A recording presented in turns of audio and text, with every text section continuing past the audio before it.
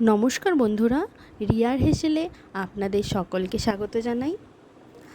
এই বর্ষার মধ্যে গরম গরম মোমো আর সাথে চিকেন স্যুপ হলে তো জমেই যায়। তো চলুন আজকে খুব সহজেই ঘরোয়া পদ্ধতিতে বানিয়ে নিই। প্রথমে আমি সলিড চিকেনগুলো ভালো করে গ্রেট করে নিয়েছি, তার সাথে কুচনো পেঁয়াজ, আদা রসুনের পেস্ট, সয়া সস, সাথে ভিনিগার, ধনেপাতা, কুচনো গাজর এবং তার সাথে স্বাদ অনুযায়ী লবণ দিয়ে ভালো করে মেখে নেব। অন্যদিকে আমি আটা এবং তার সাথে ময়দা, যেভাবে আটা মাখি রুটি করার জন্য সেভাবেই বেলে নিয়ে গোল গোল করে কেটে নেব।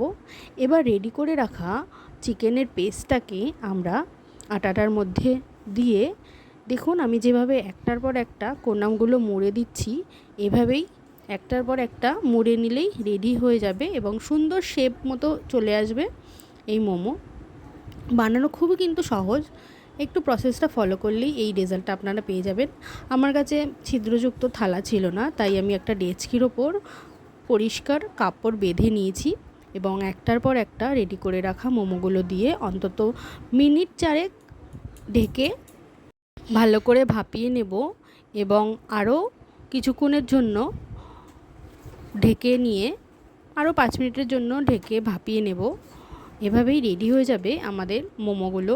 অন্যদিকে আমি পাত্রের মধ্যে বাটার দিয়েছিলাম, এর মধ্যে আমি আদা রসুনের কুচি দিয়ে ভালো করে ভেজে নেব এবং কেটে রাখা বিনস এবং গাজরগুলো দিয়ে দেব।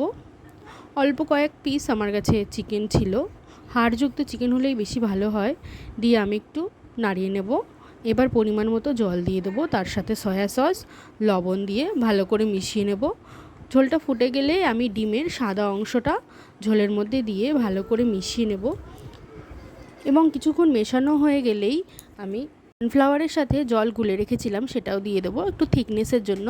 ওপর থেকে গোলমরিচের গুঁড়ো দিয়ে দেবো। অন্যদিকে আমি ধনেপাতা, তার সাথে পুদিনা পাতা দিয়ে, তার সাথে একটু চাট মশলা, সয়া সস দিয়ে একটা চাটনি রেডি করে নিয়েছিলাম।